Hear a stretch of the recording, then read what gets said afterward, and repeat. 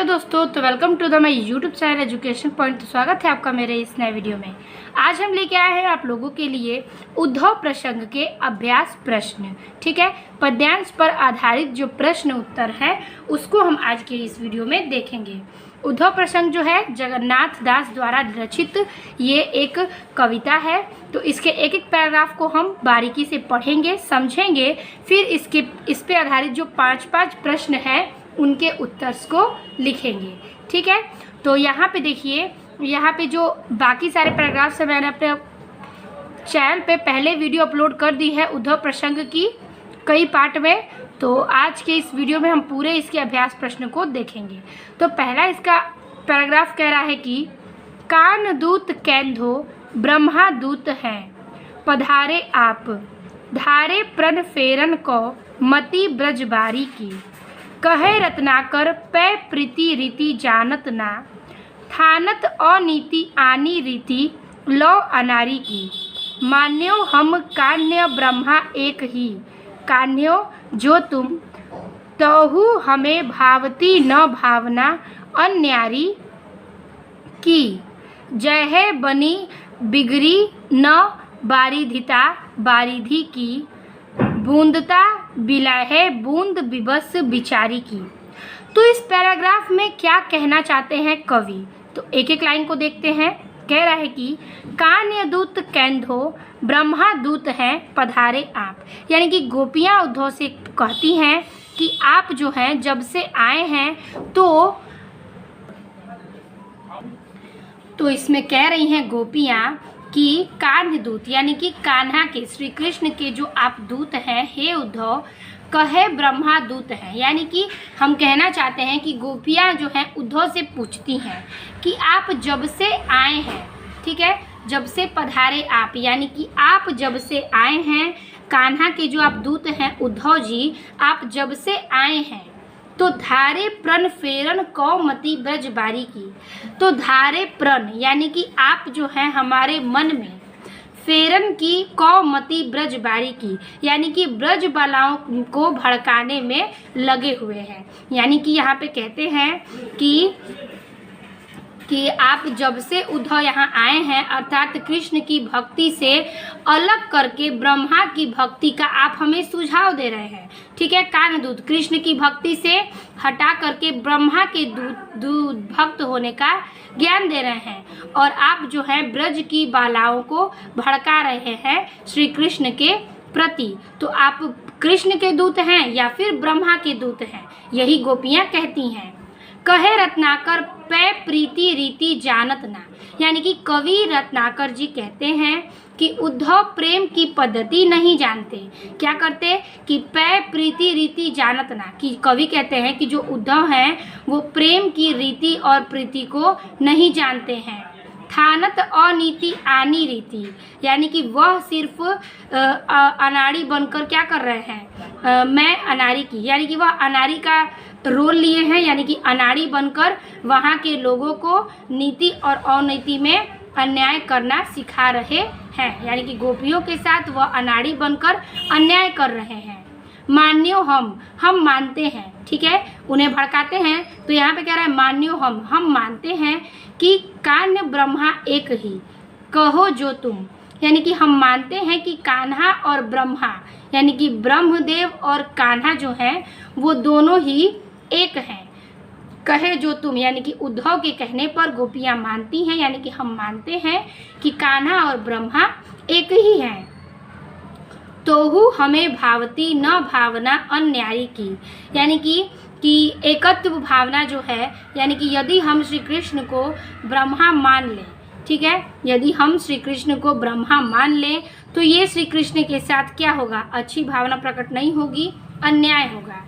जय है बनी बिगड़ी न बारिधिता बरही बरिधि की, यानी कि यदि जो कि है ब्रह्मा में स्वयं जो है कि जैन बनी बिगड़ी, यानी कि जैसे ही हम श्री कृष्ण का भावना छोड़ देंगे तो बारिधा बरिधिति की। तो अगर हम श्री कृष्ण को छोड़कर का ब्रह्म को सिर्फ मानने लगे तो ये भावना अच्छी नहीं होगी। ठीक है, ये जो अस्तित्व है वो क्या हो जाएगा, समाप्त हो जाएगा हमारे प्रति।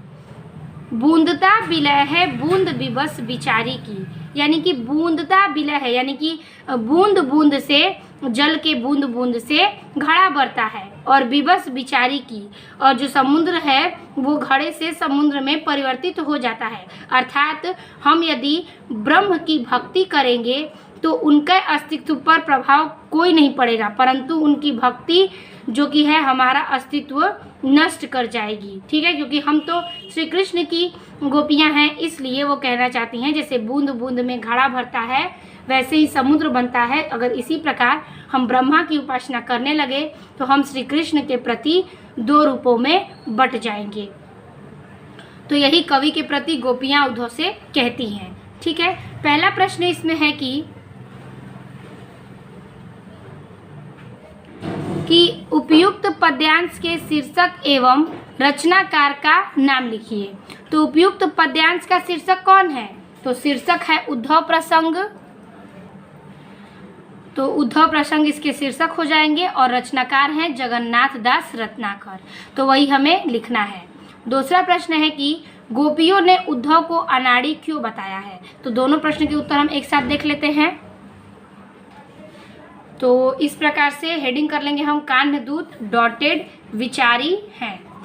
पहला लिखेंगे उपयुक्त पद्यांश के शीर्षक उद्धव प्रसंग है तथा इसके रचयिता जगन्नाथ दास रत्नाकर जी हैं। ठीक है, अब दूसरे का उत्तर हो जाएगा कि गोपियों ने उद्धव को अनाड़ी इसलिए बनाया है क्योंकि पुरुषों द्वारा की गई योग साधना को स्त्रियों को बताया जा रहा है।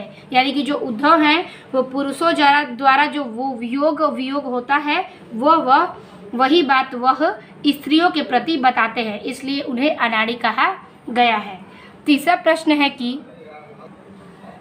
प्रश्न कह रहा है कि इस पद्यांश में किस बात का प्रतिपादन किया गया है।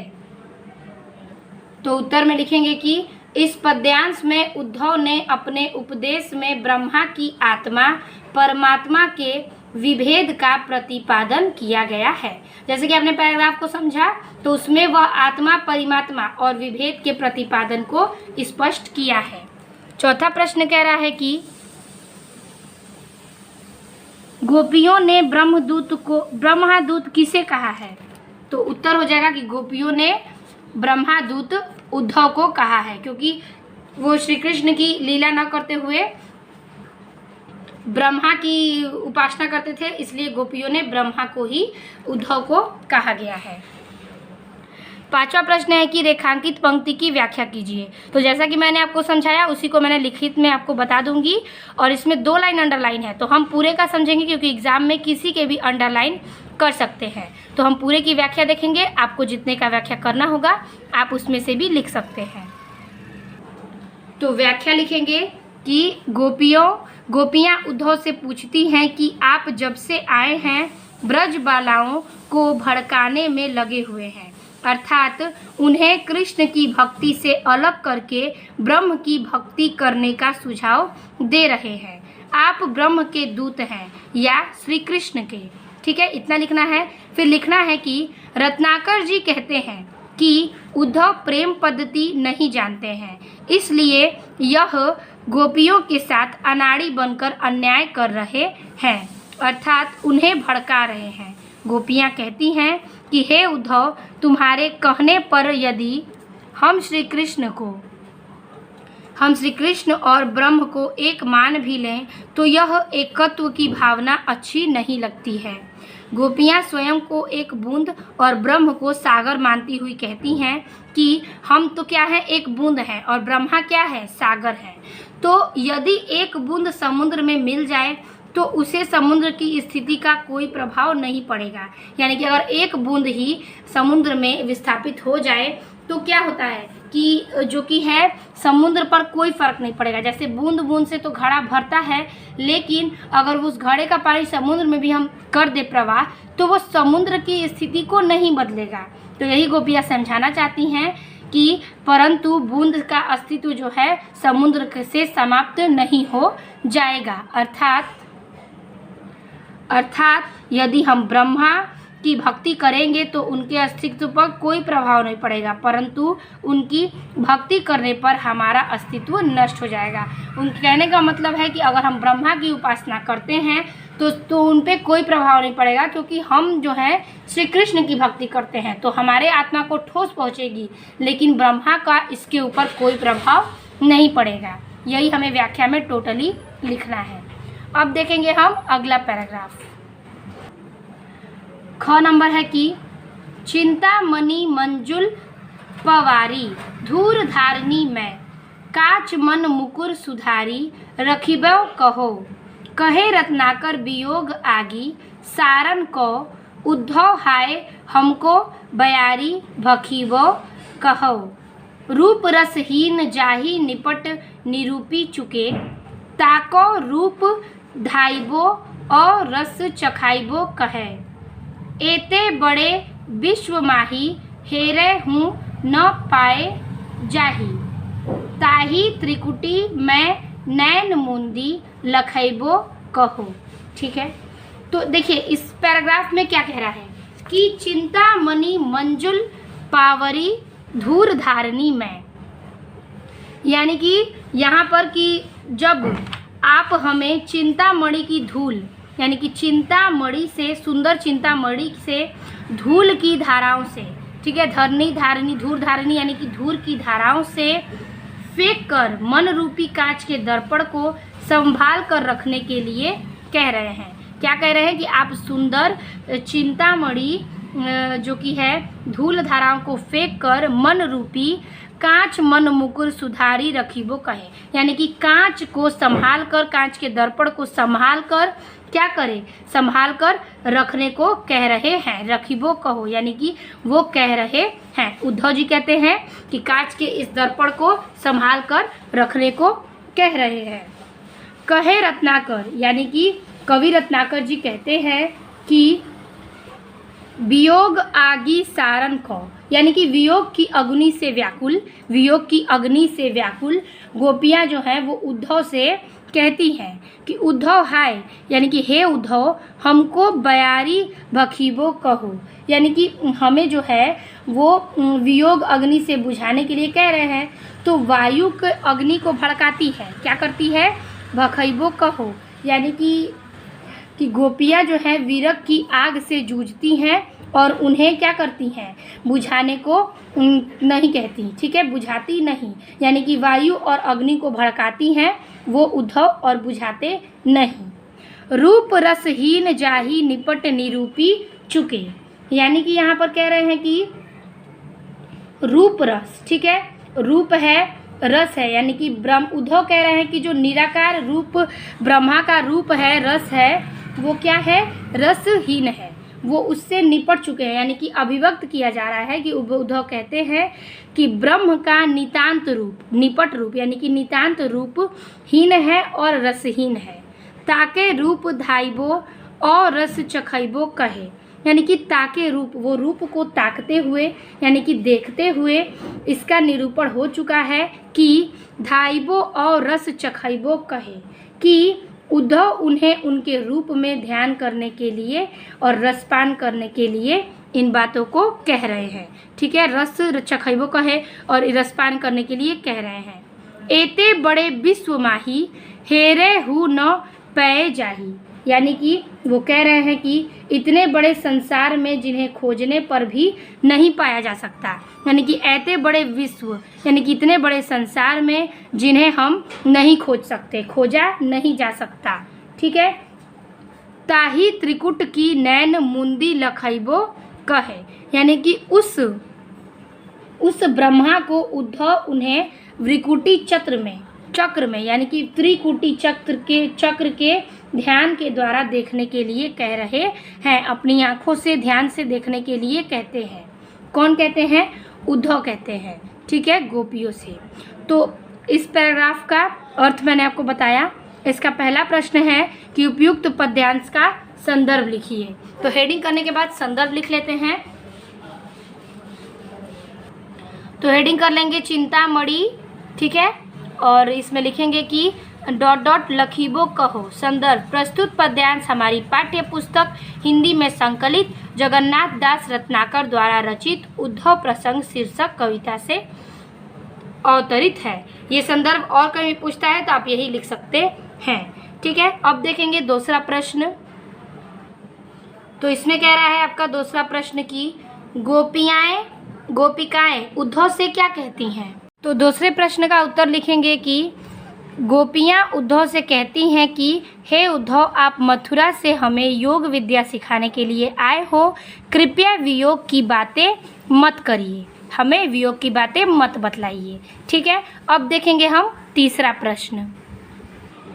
तीसरा प्रश्न कह रहा है कि प्रस्तुत पद में किस बात को प्रतिपादित किया गया है। उत्तर लिखेंगे कि प्रस्तुत पद में गोपिकाओं ने उद्धव के अवकाश को निर्थक सिद्ध किया है, यानी कि प्रतिपादित किया है। अगला प्रश्न है कि कांच मन मुकुर सुधारी रखीबो कहू, इस पंक्ति में कौन सा अलंकार है। तो उत्तर है अलंकार है रूपक अलंकार। ठीक है, पांचवा प्रश्न कह रहा है कि रेखांकित पंक्ति की व्याख्या कीजिए। तो हम इसके संपूर्ण पैराग्राफ का व्याख्या देखेंगे। चलिए देख लेते हैं क्या लिखना है पैराग्राफ में। व्याख्या हेडिंग करेंगे और लिख लेंगे कि जब उद्धव उन्हें निराकार ब्रह्म की उपासना करने के लिए कहते हैं, तब वे उनसे कहती हैं कि आप हमें सुंदर चिंतामणि को धूल की धाराओं की धूल की धाराओं में फेंक कर मन रूपी कांच के दर्पण को संभाल के रखने के लिए कह रहे हो। यह हमारे लिए संभव नहीं है। रत्नाकर कवि कहते हैं कि वियोग की अग्नि से व्याकुल गोपियों को उद्धव वायु भक्षण के द्वारा अपनी वियोग अग्नि को बुझाने के लिए कह रहे हैं, यानी कि अपने वियोग की अग्नि को बुझा लीजिए, ये उद्धव जी कहते हैं। वायु अग्नि को भड़काती है, बुझाती नहीं। प्राणायाम करने से अपितु और अधिक भड़केगी। गोपियों के इसी भाव को कवि ने यहाँ अभिव्यक्त किया है। ठीक है, और कहा है कि गोपियां उद्धव से कह रही हैं कि निराकार ब्रह्म निरांत रूपहीन और रसहीन है। क्या है? रूपहीन और रसहीन है। इसका निरूपण हो चुका है। फिर भी उद्धव उनके मन में ध्यान करने के लिए और रसपान करने के लिए कह रहे हैं। ठीक है, वो उद्धव कहते हैं कि ब्रह्म की उपासना करिए, उनके ध्यान रूप को कीजिए, उनके रस को स्वीकार कीजिए। ठीक है, और इन बातों से गोपिकों का साम्य नहीं दिखाई पड़ता है। वे कह रही हैं कि इतने बड़े संसार में जिन्हें खोजने पर भी नहीं पाया जा सकता, उस ब्रह्म को उद्धव उन्हें वृकुटी चक्र में ध्यान के लिए देखने के लिए क्यों कह रहे हैं। यानी कि जिस ब्रह्मा को पूरे संसार में खोजने पर भी नहीं मिल सकते, वो अदृश्य हैं, उनको ही उद्धव क्यों खोजने के लिए कह रहे हैं। तो यही गोपियाँ सोचती हैं और उद्धव से कहती हैं। तो ये हो गया आपका ग पैराग्राफ। कह रहा है कि आए हो सिखावन को जोग मथुरा तय तौपे, उद्धव ये वियोग के बचन बतरावे ना, कहे रत्नाकर दया करी दरस दिनियो, दुख दरीबो को तोपे अधिक बढ़ावे ना, टुक टुक है मन मुकुर हमारो है, चुकी हूँ कठोर बैन पाहन चलावे ना, एक मन मोहन तो बसी के उजारयो मोही, ही मैं अनेक मनमोहन बसावे ना। तो देखिए इसमें कवि क्या कहते हैं कि आए हैं सिखावन, जो गोपियाँ उद्धव से कहती हैं कि आप उद्धव जो है आप मथुरा से आए हैं, क्या कि मथुरा से हमें योग विद्या सिखाने के लिए आए हैं। ये कहते हैं कि आए हैं सिखावन, कि आप आए हैं हमें सिखाने की योग, यानी कि दुख का जो विद्या है, आप मथुरा से आए हैं हमें दुख की इस विद्या का सिखाने के लिए। तो आगे है कि उद्धव ये वियोग के वचन बतरावे ना, कृपया वियोग की बातें हमें ना बतलाइए। क्या करिए? कृपया है उद्धव, कृपया कर आप हमें वियोग की बातें ना बताएं। कहे रत्नाकर दया करी दशरथ दरस दिनियो, यानी कि कवि रत्नाकर जी कहते हैं कि आप हमारे दुख को नष्ट करने के लिए दर्शन दिए हो। क्या किए हो?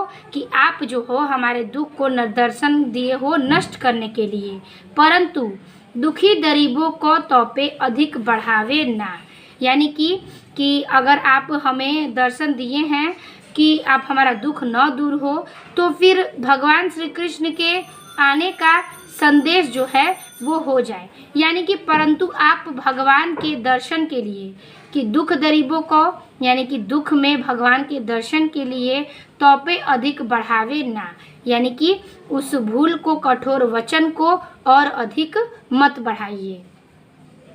टुक टुक है मन मुकुर हमारी हाय, ठीक है। टुक टुक यानी कि हमारे मन रूपी दर्पण के टुकड़े टुकड़े आपने क्या कहिए हैं हो जाएंगे। अगर आप श्री कृष्ण का संदेश हमें देने आए हैं तो वो दीजिए, नहीं देंगे तो हमारे मन का जो हृदय है वो टुकड़े टुकड़े हो जाएंगे, हमारा जो हृदय है वो टुकड़ा टुकड़ा हो जाएगा। चुकी हूँ कठोर बैन पाहन चलावे ना, यानी कि जब हमारा एक मन था तो केवल एक कृष्ण हमारे मन में बस गए थे। क्या किए थे? जब हमारा एक मन था तो इस कठोर मन को पावन चलावे, यानी कि इस वचन, कठोर वचन से हमारे इस मन को न तोड़िए। एक मन मोहन तो बसी को, यानी कि जब हम श्री कृष्ण के सिर्फ एक मन से मानते थे, उनको प्रेम करते थे, तो ही मैं अनेक मन मोहन बसावे ना, कि कहने का मतलब है कि जब हमारे मन में सिर्फ श्री कृष्ण, केवल श्री कृष्ण बसे थे, तो हमारे उजाड़ दिया, और जब अनेक मन में अनेक लोग बसेंगे तो फिर हमसे ज़्यादा दुख देंगे। इसलिए आप इस वीणा रूपी कठोर वचन को हमारे ऊपर मत मारिए। यानी कहने का तात्पर्य है कि जब एक मनमोहन था तो हमारे एक मन थे, अगर अनेक मनमोहन होंगे तो हमारे अनेक मन हो जाएंगे, और वीणा रूपी कठोर पत्थर जो कि है वो आप इससे मत फेंकिए। तो इससे पहला प्रश्न है कि इस पद्यांश का संदर्भ लिखिए, तो संदर्भ मैंने आपको बता दिया, वही लिखना है। दूसरा प्रश्न है कि उद्धव को उपदेश देने के लिए किसने भेजा था, तो हेडिंग करेंगे आए हो डॉटेड बसावे ना, संदर्भ पूर्वरत रहेगा। पहले प्रश्न का उत्तर है कि उद्धव को उपदेश देने के लिए श्री कृष्ण ने भेजा था, ठीक है। अगला क्वेश्चन है कि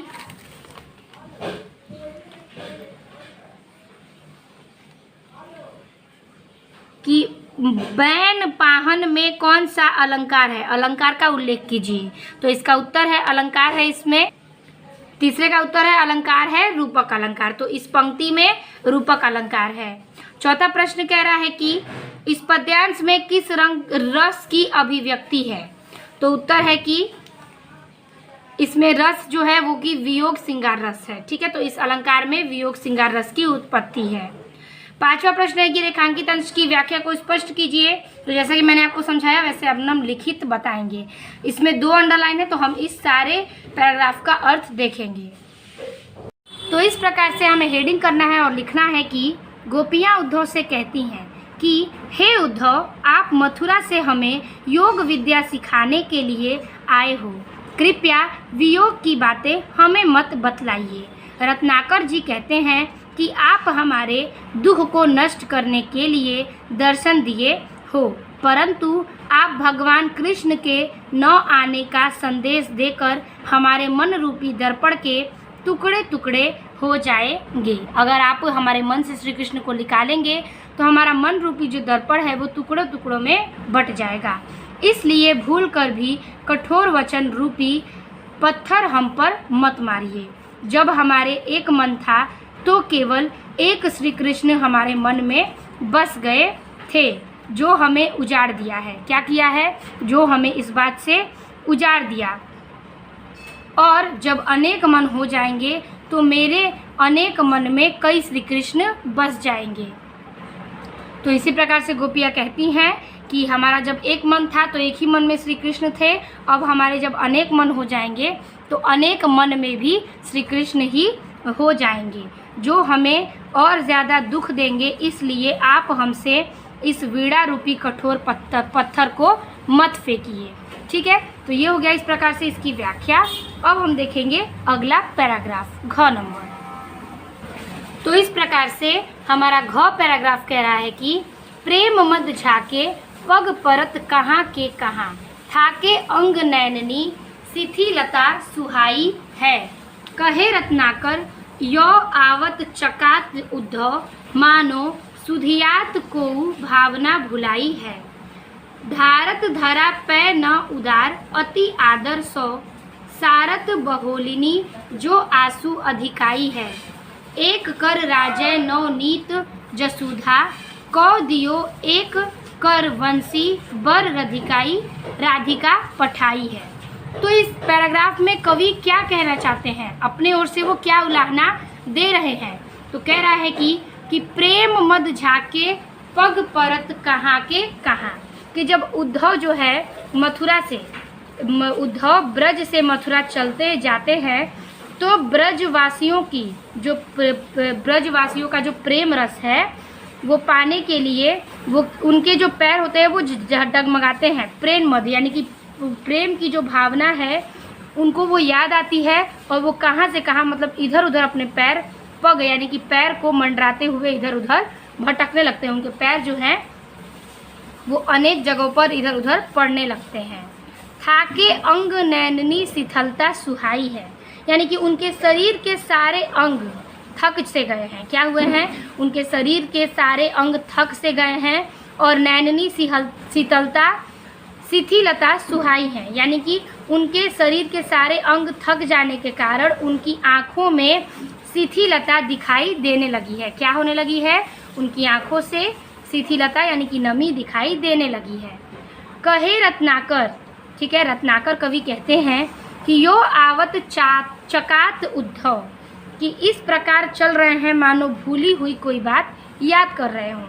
क्या कर रहे हैं कि कहे रत्नाकर कि आप इस तरह से चल रहे हैं कि मानो कि जैसे कि सुधियात को भावना भुलाई है, कि कोई भूली हुई कोई बात आपको क्या कर रही है, याद आ रही हो। आप इस प्रकार से क्या कर रहे हैं, चल रहे हैं कि आपकी कई भावना जो है आप उसको याद कर रहे हैं और वो भावना आपकी भूली हुई हो, इस तरह आप प्रतीत हो रहे हैं।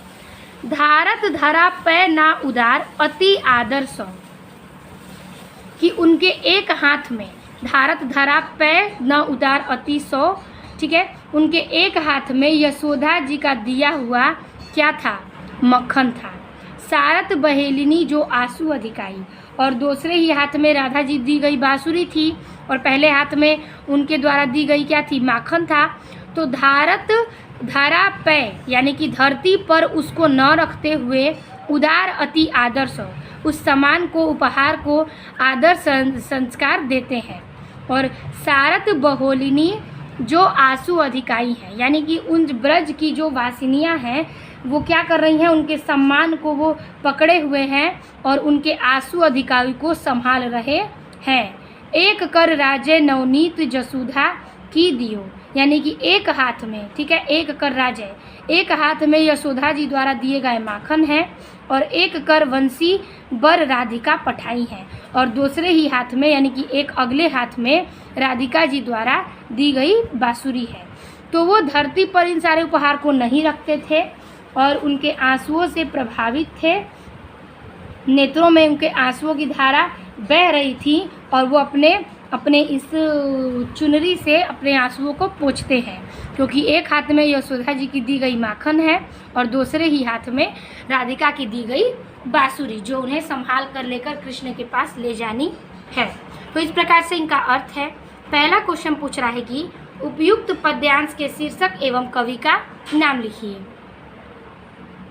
तो घ का हेडिंग करेंगे प्रेम मद डॉटेड राधिका पठाई है।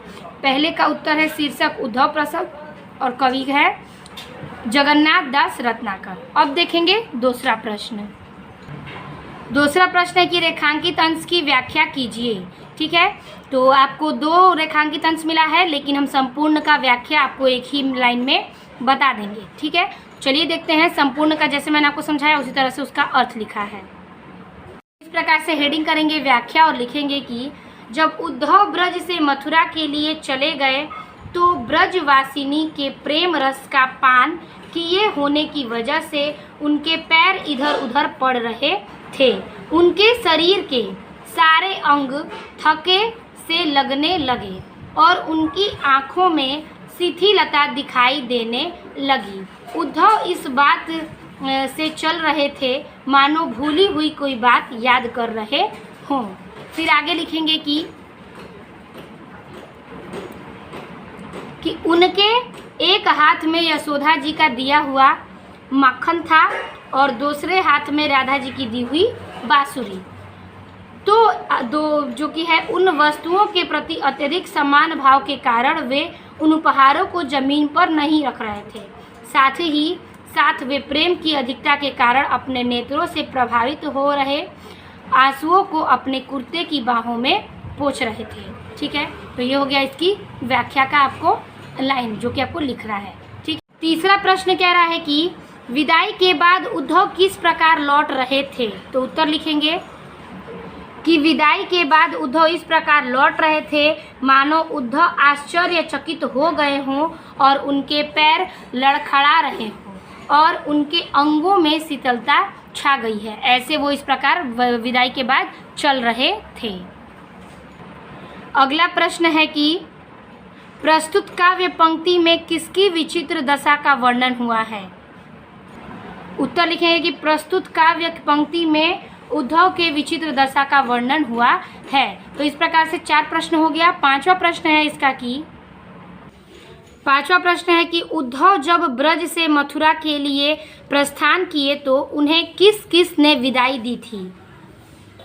उत्तर लिखेंगे कि उद्धव जब ब्रज से मथुरा के लिए प्रस्थान किए तो उन्हें राधिका ने, नंद बाबा ने, यशोदा मैया और गोपियों ने विदाई दी थी। तो ये हो गया इस पैराग्राफ का 5वें प्रश्न के उत्तर। अब देखेंगे हम इस टॉपिक में यानी कि उद्धव प्रसंग का आखिरी पैराग्राफ के प्रश्नोत्तर यानी कि अंग नंबर। तो अंग नंबर कह रहा है कि छावते कुटीर कहू रम्य जमुना के तीर, गौन रौन रेती सौ कदापि करते नहीं, कहे रत्नाकर बिहाई प्रेम गाथा गूढ़, स्नान रसना में रस और भरते नहीं, गोपी ग्वाल बालिनी के उमड़त आंसू देखी, लेखी प्रलयागम हूँ नैकू डरते नहीं, होते चित चाबत जो न रावरे चितावन को, तजी ब्रज गाँव इते पाव धरते नहीं। ठीक है, तो इसमें कवि कहना चाहते हैं कि छावते कुटीर कहू रम्य जमुना के तीर। तो इसके कहने का तात्पर्य है कि उद्धव जी कहते हैं कि जो यमुना नदी के सुंदर किनारे जो जहाँ पर बनी गई कुटिया है वहाँ कुटिया बना लेते हैं और उस यानी कि छावते कुटीर यानी कि यमुना के नदी के तट पर यानी कि नदी के किनारे, जमुना के तीर यानी कि नदी के किनारे हम वहाँ पर कोई छावता हुआ यानी कि छहियारा किया हुआ कोई कुटिया बना लेते हैं। ऐसा उद्धव ने श्री कृष्ण से कहा। गौ रौन रेती यानी कि उस सुंदर रेतीली किनारे को छोड़कर सौ कदापि करते नहीं, कहीं और नहीं जाते। यानी कि हम यमुना के किनारे तट पर एक छायावर बना लेंगे क्या आपकी कुटिया और फिर वहीं पर रेतीली सुंदर सी जगहों को छोड़कर और कहीं नहीं जाते, ऐसा कहते हैं। फिर कहते हैं कि कहे रत्नाकर बिहाई प्रेम गाथा गूढ़ यानी कि रत्नाकर कवि कहते हैं कि बिहाई प्रेम गाथा यानी कि गोपियाँ जो प्रेम में डूबी हुई हैं तो वो उद्धव के कानों में क्या कहती हैं, गुड़, रसौने रसना में रस और भरते नहीं। यानी कि गोपियाँ जो है वो उद्धव के कानों में कहती हैं कि कथा में, ठीक है, उद्धव के कथा में कहती हैं कि उसे छोड़कर किसी अन्य रसपूर्ण कथा को नहीं सुनते। यानी कि जो उद्धव जी हैं वो गोपियों के रस भरे गाथा को सुनाते हैं और किसी कथा के बारे में नहीं कहते। गोपी ग्वाल बालिनी के उमड़त आंसू देखी यानी कि गोपी ग्वाल यानी कि गोपियाँ ग्वालों की गोपियाँ जो हैं ब्रजवालिनी की, उनके उमड़त आंसुओं को वो बार बार क्या करते हैं, देखते हैं, यानी कि वो कथा सुनाते हैं और अपनी जीवा से गोपियों की कथा छोड़कर किसी अन्य कथा को नहीं कहते। और फिर उद्धव श्री कृष्ण से कहते हैं कि गोपियों के आँखों से निकलते हुए आंसुओं को देखकर अब मैं क्या करता हूँ कि आंसुओं को देखकर लेखी प्रलयागम हूँ नैकू डरते नहीं, यानी कि आंसुओं को देखकर अब मैं वे प्रलय के आगमन में भी भयभीत नहीं होऊंगा। क्या करूँगा? अब मैं उनके आंसुओं को ऐसे देख चुका हूँ कि उनके आंसुओं से डरावना और कुछ नहीं है, और मैं प्रलय को भी देख सकता हूँ। होते चितचाब जो न रावरे चित्ता वन को, यानी कि अब मैं भयभीत नहीं होऊंगा। तो वो आशा यह है कि गोपियों के अश्रु प्रवाह प्रलय कलाकालीन, यानी कि गोपियों के जो चित्त में भयानक प्रलयकालीन प्रतीत होता है, तो उद्धव जी कहते हैं कि आपको उसकी क्या करना पड़ेगा, उनके डरते हुए आँखों को चिंताहीन करना होगा। तजी ब्रज गांव इते पाव धरते नहीं, यानी कि तभी मैं ब्रज के गांव से अपने पैर को धरती पर यानी कि मथुरा की ओर पैर नहीं रखना चाहता था। उनकी यह दशा देखकर मेरे हृदय काँप उठा और मैं वहां से मथुरा ब्रजवासियों से मथुरा आने के लिए मेरे पैर नहीं उठ रहे थे, यानी कि आने के लिए लौट नहीं रहे थे। तो यही पैराग्राफ का आपका अर्थ है। तो क्लियर मैं कर दूंगी, व्याख्या लिखूंगी तो आप वहां से एक बार और रिपीट कर सकते हैं। पहला प्रश्न पूछ रहा है कि उपयुक्त पद्यांश के शीर्षक एवं कवि का नाम लिखिए, जो कि है शीर्षक उद्धव प्रसंग, कवि का नाम है जगन्नाथ दास रत्नाकर। तो ये दोनों ही आपको क्लियर है। दूसरा है रेखांकित अंश की व्याख्या कीजिए। तो चलिए हम सबसे पहले व्याख्या को देख लेते हैं दोनों को एक साथ। तो अंग नंबर में हेडिंग करेंगे छावते कुटीर डॉटेड धरते नहीं, संदर्भ पूर्वरत रहेगा। दूसरा है रेखांकित अंश की व्याख्या, तो उसको देख लेते हैं। हेडिंग करेंगे व्याख्या, लिखेंगे हेडिंग में व्याख्या और इसमें कहेंगे कि उद्धव श्री कृष्ण से कहते हैं कि यमुना नदी के सुंदर किनारे पर कहीं हम अपनी कुटिया बना लेते हैं और उस सुंदर रेतीले किनारे को छोड़कर कहीं और नहीं जाते। गोपियों के प्रेम में डूबे हुए उद्धव कानों से गोपियों के रसपूर्ण कथा को छोड़कर किसी अन्य रसपूर्ण कथा को नहीं सुनते और अपनी जीवा से गोपियों की कथा को छोड़कर किसी अन्य कथा को नहीं बताते। उद्धव श्री कृष्ण से यह कह रहे हैं कि गोपियों की आंखों से निकलते हुए आंसुओं को देखकर अब ये प्रलय के आगमन से भी भयभीत नहीं होंगे। उनके कहने का आशय यह है कि गोपियों के अश्रु प्रवाह, उनके कहने का तात्पर्य यह है कि गोपियों के अश्रु प्रवाह प्रलयकालीन जल से भी भयावह प्रतीत होता है। और उद्धव कहते हैं कि श्री कृष्ण, यदि मेरे मन में आपको सजग करने की इच्छा नहीं होती तो मैं ब्रज से मथुरा की ओर पैर नहीं रखता, अर्थात कभी मथुरा लौटकर नहीं आता। यही बात उद्धव श्री कृष्ण से कहते हैं। ठीक है, अब देखेंगे इसका तीसरा प्रश्न। तो तीसरा प्रश्न कह रहा है कि उद्धव ब्रज भूमि से लौटकर श्री कृष्ण से क्या कहते हैं। तो उत्तर लिखेंगे कि उद्धव ब्रज भूमि से लौटकर श्री कृष्ण से कहते हैं कि यदि आपको उत्तर नहीं देना होता तो मैं मथुरा नहीं आता। ठीक है, यही बात उद्धव श्री कृष्ण से कहते हैं। चौथा प्रश्न कह रहा है कि उद्धव ने गोपियों तथा ग्वाल बालों के उमड़ते अश्रुओं की तुलना किससे की है। तो इसका उत्तर लिखेंगे कि उद्धव ने गोपियों तथा ग्वाल बालों के उमड़ते अश्रुओं की तुलना प्रलयागम से की है। पांचवा प्रश्न है कि उद्धव कहाँ बसने की इच्छा व्यक्त कर रहे हैं। तो उत्तर लिखेंगे कि उद्धव ब्रज के यमुना के किनारे बसने की इच्छा व्यक्त करते हैं। तो इस प्रकार से आपका टोटली आपके ये पैराग्राफ समाप्त होते हैं, जो कि उद्धव प्रसंग के 5 पैराग्राफ थे। आई होप आपको समझ में आए होंगे। सारे प्रश्नों के उत्तर हैं इसमें। आप इसे नोट्स के तौर पे बना लीजिएगा ताकि आपको बाद में पढ़ने में आसानी हो बोर्ड एग्जाम्स में। तो आई होप आपको वीडियो पसंद आई हो और अच्छी लगी हो। वीडियो अच्छी लगी तो लाइक, कमेंट और शेयर कीजिएगा अपने दोस्तों को भी। और इस वीडियो में हमने उद्धव प्रसंग देखा। नेक्स्ट वीडियो के पार्ट 2 के वीडियो में हम गंगावतरण के 3 पैराग्राफ ही हैं जिसको हम सॉल्व करके बताएंगे। तो मिलते हैं आपसे अगले वीडियो में, तब तक के लिए धन्यवाद।